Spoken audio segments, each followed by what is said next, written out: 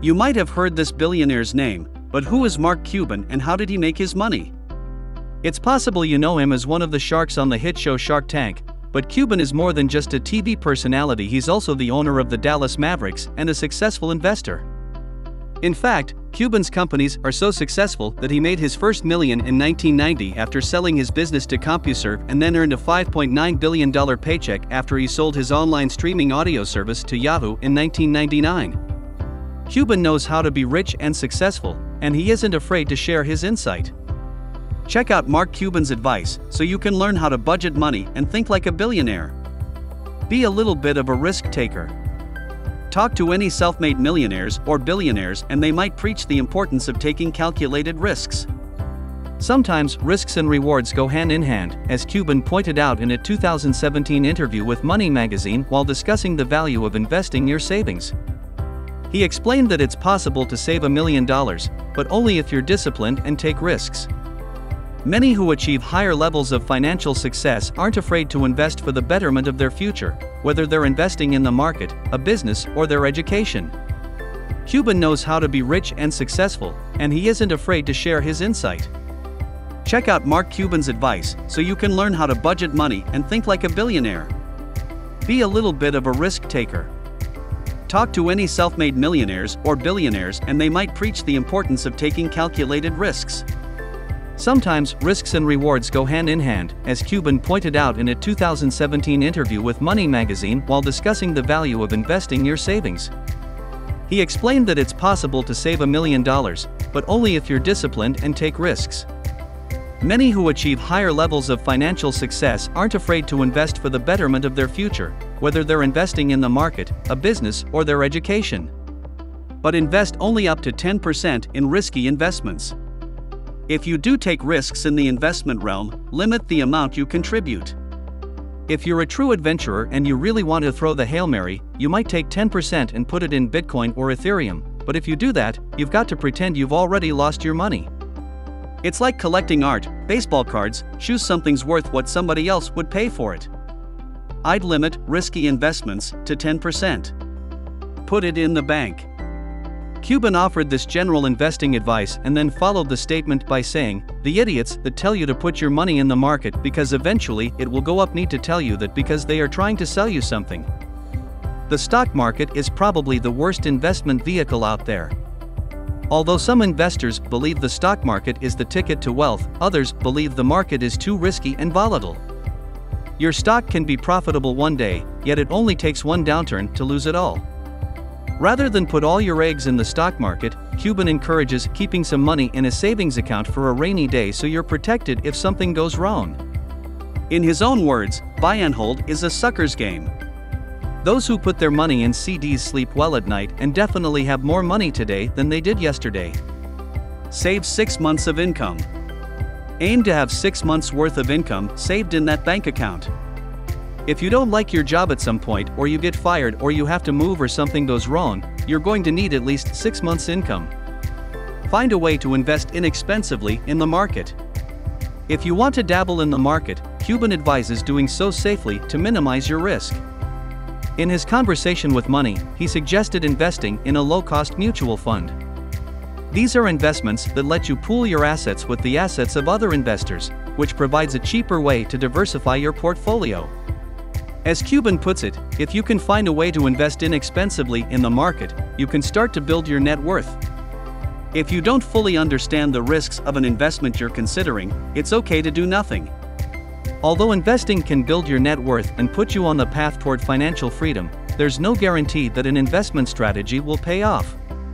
Before investing, make sure you know the risks and prepare for the possibility of losing money.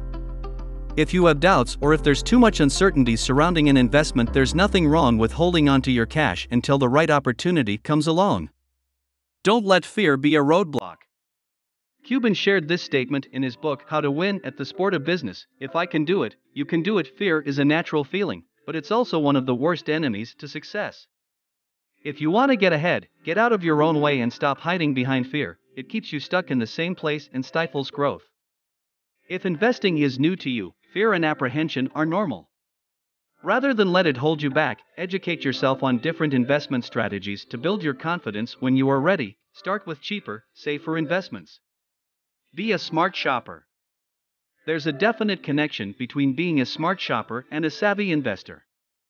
In one of Mark Cuban's blog posts on the best investment advice, he explains how cash creates transitional returns.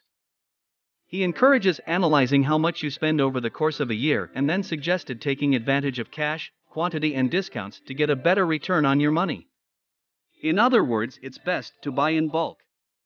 Rarely take third-party advice on investments. Cuban isn't afraid to march to the beat of his own drum, particularly when it comes to his money and investing. In an interview with Forbes, Cuban stated he rarely takes third-party advice on his investments, thus underscoring an important point: don't put all your trust in someone else. This doesn't mean you shouldn't seek guidance from financial advisors. Their insight is invaluable when you're just starting out and have limited investment knowledge.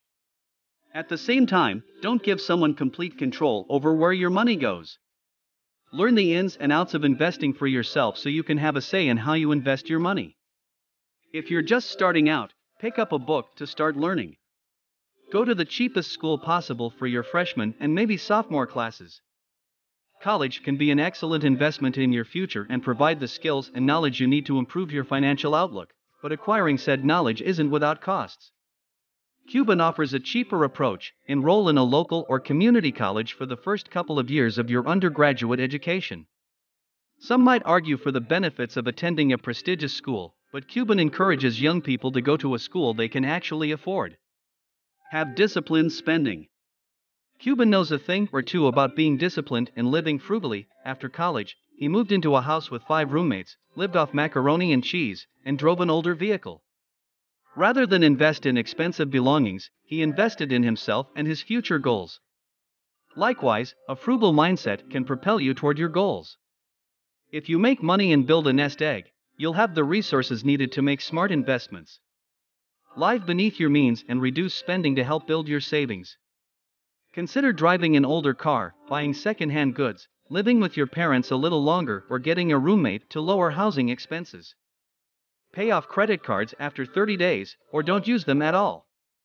Credit cards serve a useful purpose, but they can also lead to debt if you don't manage them responsibly, which is why Cuban gave this advice to consumers. He doesn't discourage using a credit card, but he does encourage paying off balances in full every month to avoid wasting money on interest. Using a credit card is okay if you pay it off at the end of the month. If you have credit card debt, or any debt, pay it off before making other investments.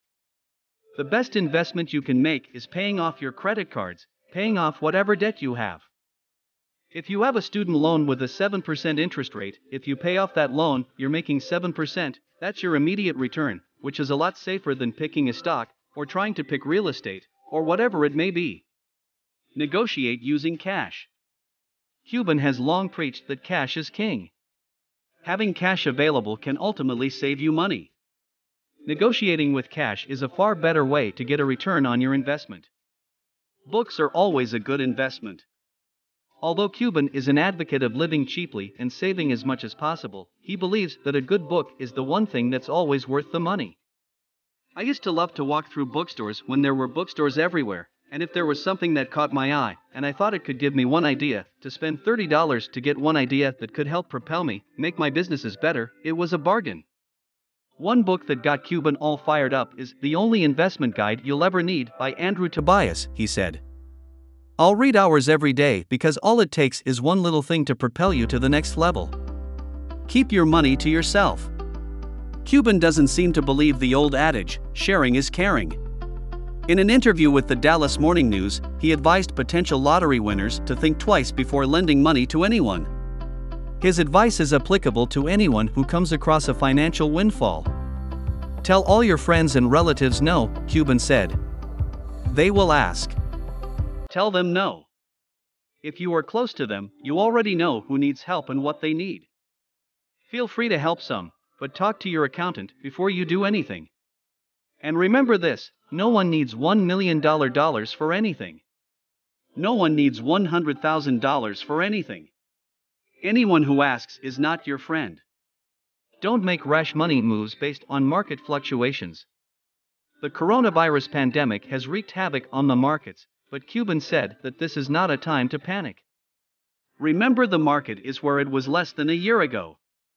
No one freaked out when it went up too fast. No reason to freak out when it goes down quickly. Remember, I follow the no. One rule of investing: when you don't know what to do nothing. Avoid taking out bank loans. Cuban is passionate about avoiding debt, whether it's credit card debt or a loan from the bank. If you want to start your own business, he recommends doing it without relying on bank loans. If you take a loan, you are no longer the boss. And your customers are no longer the bosses. Your banker is the boss. And if you hit any adversity, like every startup does, the priority becomes taking care of your banker. You're no longer in a position to do whatever it takes to survive. Use your money to buy time.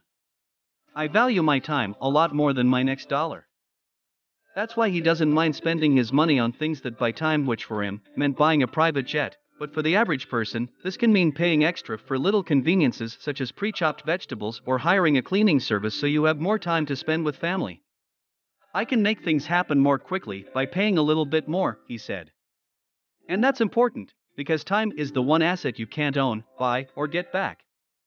Refinance debt when interest rates are low. Although there are numerous downsides to a recession, one of the silver linings is low interest rates. One of the best things to do during a recession is to take advantage of these low rates. Refinance your student loan and any other debt you have.